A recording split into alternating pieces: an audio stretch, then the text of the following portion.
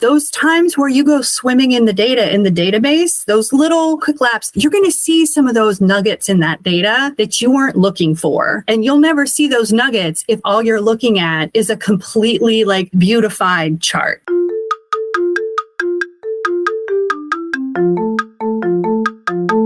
Hello and welcome to the Shiny New Object podcast. My name is Tom Ollerton. I'm the founder of Automated Creative. We are a creative effectiveness ad tech platform. And every week or so, I get to interview one of our industry's leaders. And this week is no different. I'm on a call with Tonielli, who is US and North American lead consumer business insights and analytics at Haleon. I'm in New York, and Tina, you're in New York as well, but we're at different ends of the state, it would seem. So it's such a shame not to be doing this in person. But here we are on a call. So for anyone who doesn't know you and what you do, could you give the audience a bit of a background? Yeah. So the journey of Tina Tonielli started with Johnson & Johnson.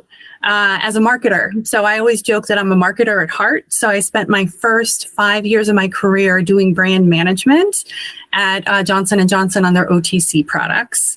And then I took a leap of faith, so to speak, into the insights function, which was called market research at the time, not to date myself, but I was intrigued by the idea. And it stuck. So I stayed there for a long time. I've been there ever since, actually. So I stayed at Johnson & Johnson, specifically in the OTC group, for about 17 years. I worked so long on Tylenol that they called me Triple T. And then I decided to try something wildly different and went over to pharma. So I worked on neuroscience, which was primarily schizophrenia, and infectious disease, which was primarily HIV. So really, really different than OTC products for headaches.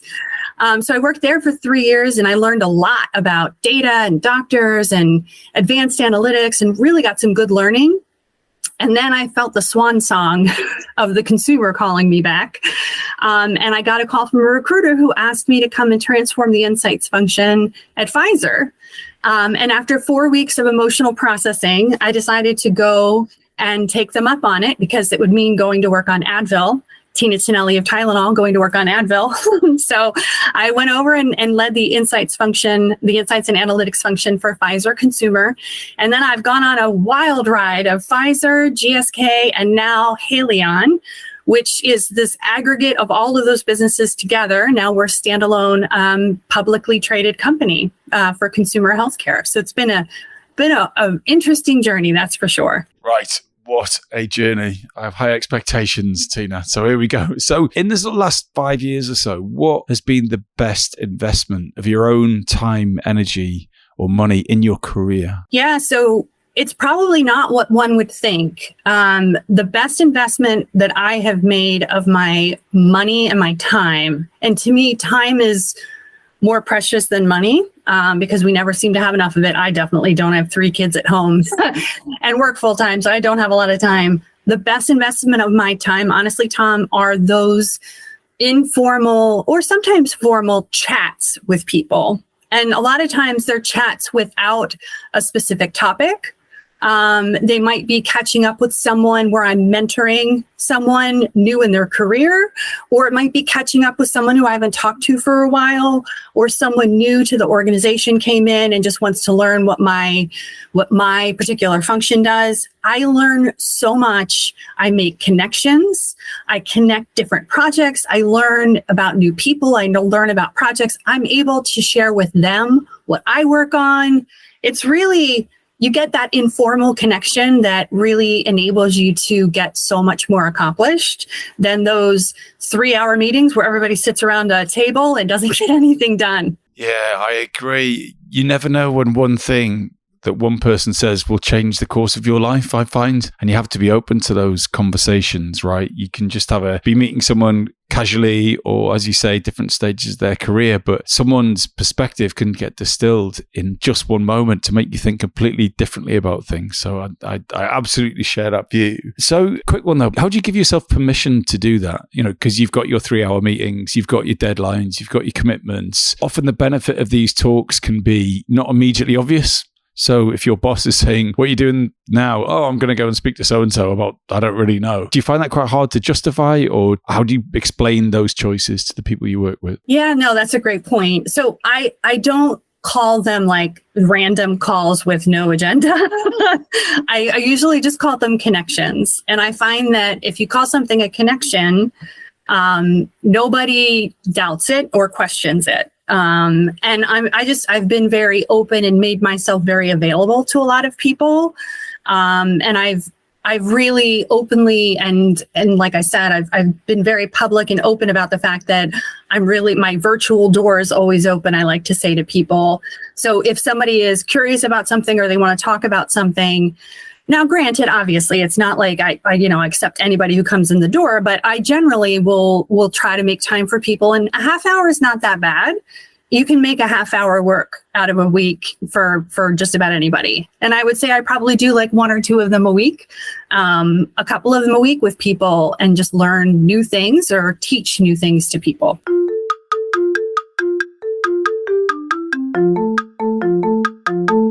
So we're going to move now on to data-driven marketing specifically. So what is your top tip for data-driven marketers that you work with? Do you have a silver bullet bit of advice, something you've learned that you find yourself passing on to people quite often? Yeah. So my current, I would say, drum that I'm beating with people, I have a lot of drums that I beat with people. And this one that I'm beating is, as we have moved up the advanced analytics curve and gone up into predictive analytics, advanced analytics, AI, generative AI, as we've moved up that curve, we've lost sight of some of the more base analytics.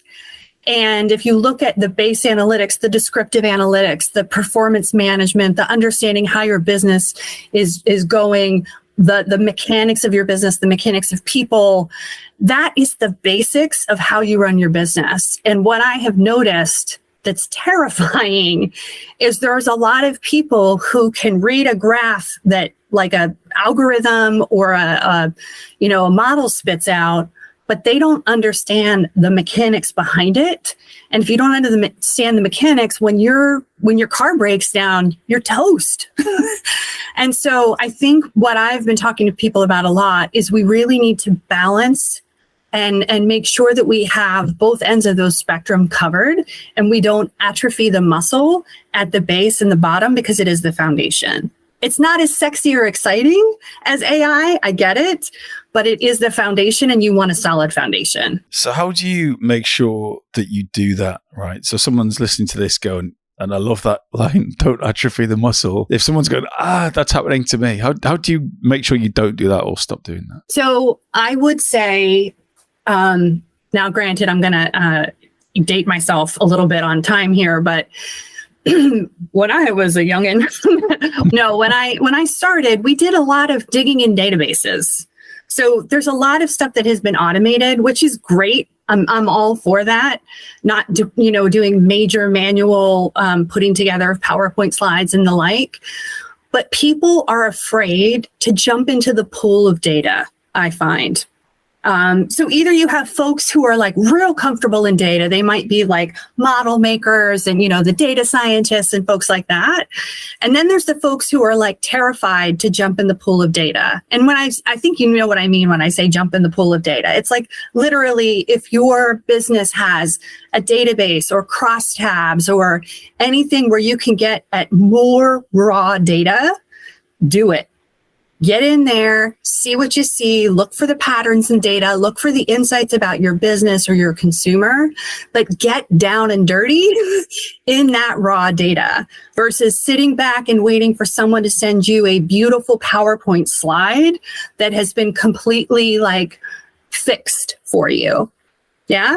So where is the line between automating the analysis of that data and at worst eyeballing that, right? So sure, you could really get into the weeds of it and try to make your own conclusions, but then isn't a well-written automation or analysis what we really need? So help me understand what are the shortcomings of not writing the automated way through it, and as you say, getting manual with it. Yeah, so I am an eternal optimist, Tom. And I believe in the power of and. which probably drives some people who work with me nuts, or certainly my family members occasionally get driven nuts by that.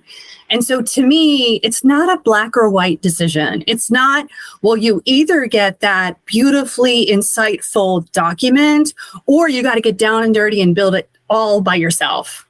It's actually both. So if you think about it, you should be getting that cultivated insights, and you should be getting some automated things, and you should be able to look at that.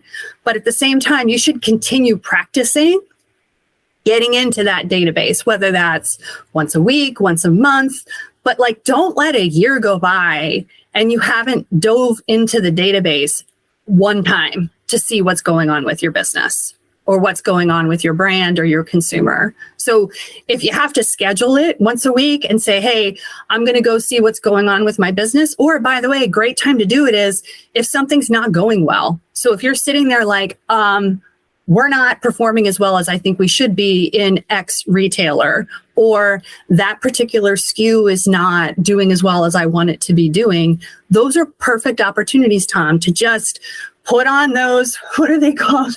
The floaties, jump in the pool, and go swim in some data, because you have an actual objective to go do it. I'm not suggesting that we go back to the days when people build all of the decks themselves. No, but also we can't go 100% over to the other side where, we are sitting there just ingesting graphs and charts and don't understand the data behind it. Because, by the way, like I said, those little chats are those moments where you find things that you didn't realize you were looking for, or you didn't think you might learn.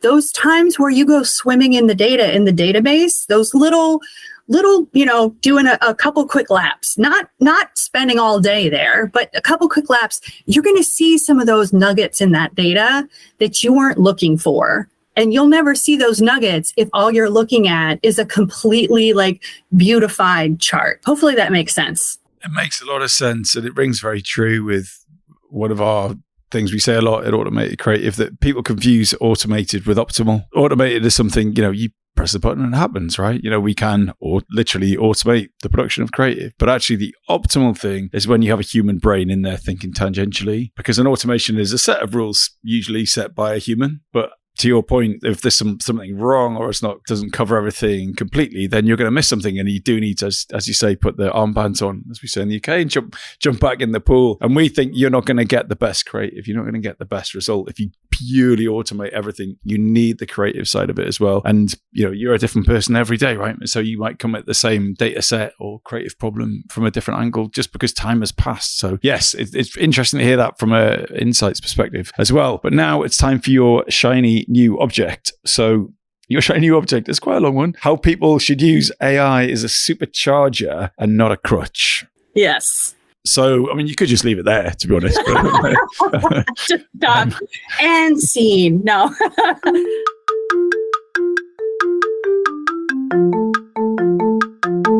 This episode of the Shiny New Object podcast is brought to you in partnership with Madfest. Whether it's live in London or streamed online to the global marketing community, you can always expect a distinctive and daring blend of fast-paced content, startup innovation pitches, and unconventional entertainment from Madfest events. You'll find me causing trouble on stage, recording live versions of this podcast, and sharing a beer with the nicest and most influential people in marketing. Check it out at www.madfestlondon.com.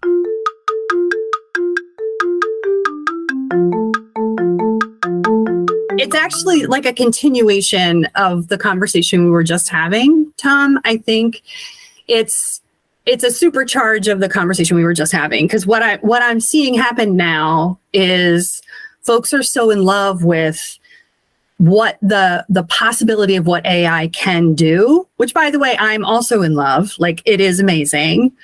But the danger to me that I'm seeing ahead of us is if you use AI, if you're misusing machine learning and you're misusing some of that earlier, more advanced data and automation, like you were saying, Tom, and you put AI into the mix, it's almost like, no, I was going to use an inappropriate metaphor.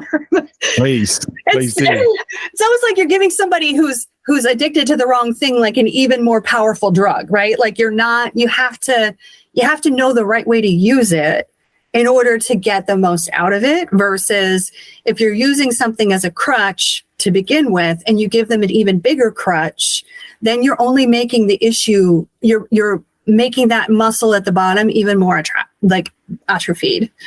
So I am terrified that people are going to just go further up that curve because they're like listening to the swan song of generative AI, and they are not realizing that muscle has literally just like gone and withered.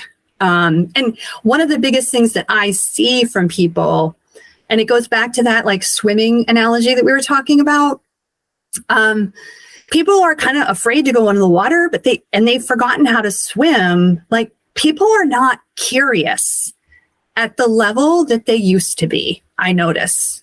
And that there's almost like a fear associated with going into the water, versus in the past, people would be sitting there, and sometimes this would be like the hallway banter conversation or something. Hey, what's going on with your business in Walmart this week? Oh, let me go look. And the person would go look, and they would roll up their sleeves and see what was going on. And they'd come back and be like, man, it's not just Walmart, it's also Walgreens, and I got an issue over here. Because they went in and looked at the data and they were curious about it. While they were there, they looked at something else and they were curious and interested. And now people sit back and just wait. So they're like, okay, Google, hand me my spoon, please. It's like the serve me culture versus the curious culture. So I think what I'm trying to do in my role, and I want all of us to try to do this, is how do you use AI as a superpower for curiosity? So that's what I was talking about, Tom, in the beginning, of like a superpower instead of a crutch. If you used AI as a supercharger for your curiosity, which I personally think generative AI, I think could be an amazing superpower for curiosity. But people have to see it that way. So people have to get comfortable with being curious and remember what it's like to feel curious and be curious, and actually kind of go play a little bit with generative AI. It's not doing a use case where everything is perfect and we have all the answers and it's automated and now you can do it in 3 less hours. It's like, no, I can actually go in there and brainstorm, and it helps me, like, when I get stuck on something, it can help me think through things, or it can help me, think of the different ponds where I want to investigate. So I think people think of it the wrong way a lot of times. And we have a danger of that muscle really getting a lot weaker. And that muscle is the foundation of how we think about running our businesses. So it's kind of important. So Rhoda Sally's, our COO, has this lovely phrase, which is everyone is trying to use AI to do the same thing that we were doing before, faster and cheaper. But we're trying to use it to do it better, right? And that's why I go, I'm on board with your supercharge. It's like, right, okay, yeah, sure. If everyone can use AI to do things faster and cheaper, it only costs 20 quid a month or something. So everyone's going to do it. It's not an advantage. Yes. It's a disadvantage to not do it, to get to the same place everyone was at. But like, that's what fascinates us in our insights and creative business, is to go, right, well, what can we do now that we couldn't do before? So I absolutely agree with that. But I'm going to push you a little bit here. So we talked at a very high metaphorical level. I like swimming analogies and all that. So I'm with you. Can you get specific, right, without giving away trade secrets? Is there an element of your business or a practice that you see people falling most foul of? Is it post-campaign analysis, or is it sifting through the data you're getting back from the Walmarts or the Walgreens? Like, just give me a specific example of where you've seen it not done well and you would like to see people supercharge as opposed to they use it as a crutch. Yeah, I think there's 2 areas of opportunity that I see, and we don't have it like unlocked in terms of the technology at this point. And so to me, I'm going to talk about this is a potential future application, but we have to get our curiosity at the right level in order for me to feel comfortable bringing it into that application, if that makes sense, Tom. So, but I will get real specific. So, there's 2 areas I can think of off the top of my head. So one is on a monthly basis, and I'm sure every company has something like this. On a monthly basis, you have a business review, right? And the the managers of the business talk to the executives about the business, and they come in and they say, here's how my business is doing. And they present that if you're, on track, off track, and why not, right? Everybody does that. And today that conversation goes something like, why? And you start asking questions around why the business is doing what it's doing. And the executives who grew up swimming in that data are expecting the team to be able to answer questions at a much deeper level than that team is able to answer because they're not swimming in the data, if that makes sense. So my point that I'm making here is, I think if you reversed your thinking and said, instead of automating everything so that the people who are coming in and talking about their business didn't come in with like something that had been cultivated by someone else, versus they spent their time preparing for that meeting with a supercharged curiosity for their business, that they could go and understand really quickly what's going on with their business, Tom, like at a more granular level. So like swim with, sorry, I love metaphors, so I apologize, Tom, but like, I don't know, put the flippers on or like get something so you can go faster, right? So you can make that process of learning and swimming faster, versus we kind of took them out of the pool and we're handing stuff to them. So it's like, how can we get them in that pool and get them swimming faster? Which I think was your point about, how do you get somebody to do something better versus taking that job away from them? Like, I feel like we took jobs away from people and gave them to, AI because we said that job was beneath people. But instead, could we somehow give them an opportunity to do a job in a supercharged way so that it feels like it's so much easier and they can get so much more out of it? Is that granular enough, Tom? It's getting there. We're running out of time a bit, unfortunately. But I think it's a fascinating space. And what I like about your view is you're not being defensive. You're not saying, well, we should go back to the old way. You're just saying, look, to support the thing that you are doing with AI, actually the classical education beneath it is the thing that's going to give it more validity. So the last question I have for you, I'm reading a book recommended by a podcast guest.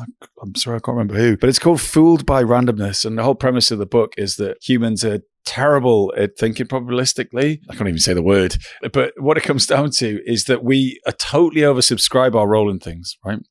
Mm-hmm. So if we're a trader, we make loads of good trades, we do really well. Well, I was down on me being a great trader. Or if you're an artist or whatever it is, you think, well, it worked because it was me. Whereas in reality, there's just a ton of random events, big black swan events like COVID, for example, or some seismic shift in the world. And actually, all of those things have far more of an effect than the effort we make. So in an insights world, which I love you speak, I didn't realize you speak called market research. That says a lot, doesn't it? It's marketing itself to itself. Yes. When it comes to using AI or not, or getting into the data with your armbands in the pool, how do you approach making sense of your own data when there's things that are completely outside of the data set? So for example, we saw this sales of this product go through the roof, but actually what's not in your data set is the competitor not running ads that day, or they didn't get put on the shelf. So how do you model for that? Those bits. Tom, that's like $1 million question right there. So, I would say two things. I would say one, you're always going to get it wrong because you are fooled by randomness. Like, you're always going to miss something when if you're predicting the future, you're always going to be wrong. It's just how wrong are you going to be? And so you want to try to be sort of within a realm of reasonableness when you predict the future. The other thing that I've started to do with our organization is try to look far enough into the future that you're not shocked by things when they happen. So like, we generally look what's happening right now, or we look at the next quarter, or we even call things a trend, but it's like stuff that's happening right now, or we look at technology. We're going to start looking at stuff like, what does society look like 10 years from now? What does the climate change look like 10 years from now? We never do that kind of thing because we're all so busy. But if you start doing that kind of stuff, I bet if somebody would have done that 10 years ago, they would have probably said there's very possibly going to be a global pandemic. In fact, I think they did. Like, I think there were people who said that, and there were companies that already had that in their scenario plans. So I think part of it, Tom, is you got to anticipate the stuff that nobody's thinking about. But if you think about it, you actually would anticipate it.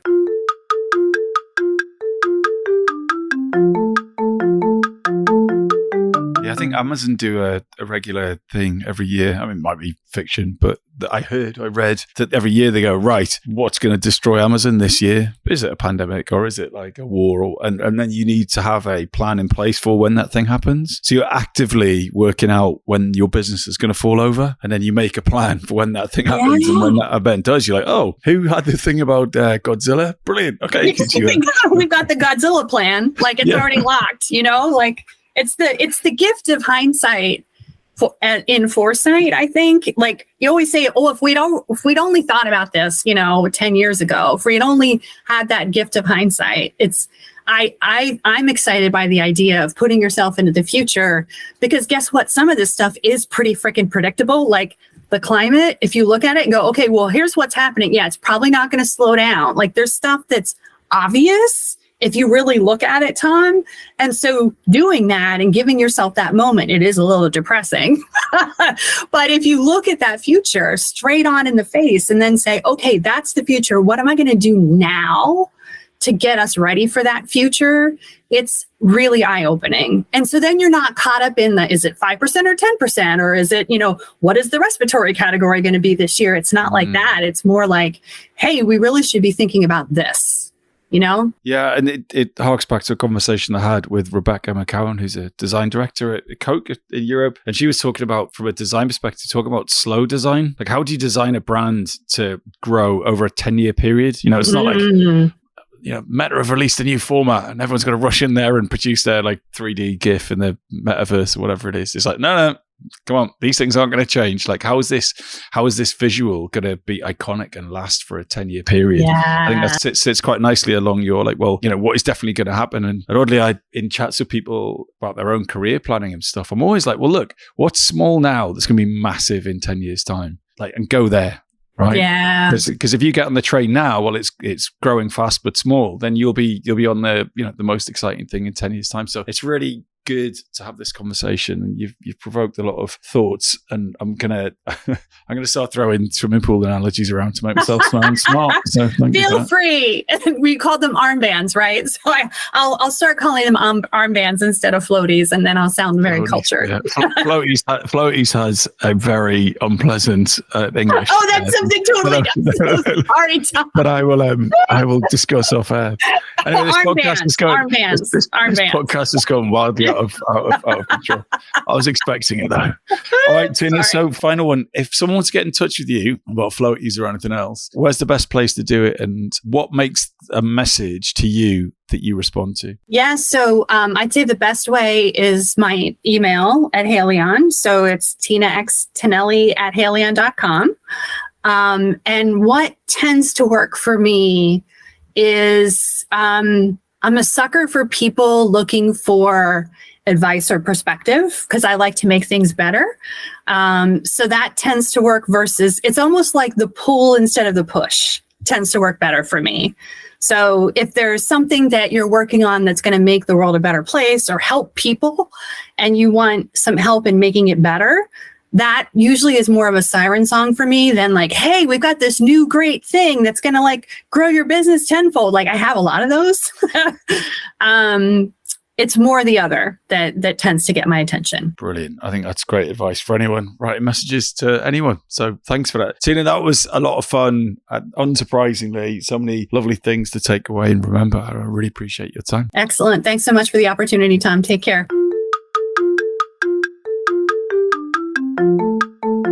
Hi. Just before you go, I'd really appreciate it if you could take the time to write a review of the Shiny New Object podcast on Apple Podcasts or iTunes, whatever it's called these days, or whichever podcast provider you use. We're an indie podcast, so it would go a long way for us if you could just share the word and give us a bit of a support on those channels. That'd just be fantastic. If you haven't got time, that's also cool. And yeah, if you could tell your colleagues about the podcast, and also, if possible, don't forget to subscribe. And I'd love to hear your feedback. If you'd like to speak on the podcast or be a guest, or you think I'm asking the wrong questions, anything, I'd be super interested to hear what you think. So please email me at tom@unafraid.com. automatedcreative.net. That's TOM at, I'm not going to bother spelling it. Anyway, you'll work it out. Thanks so much.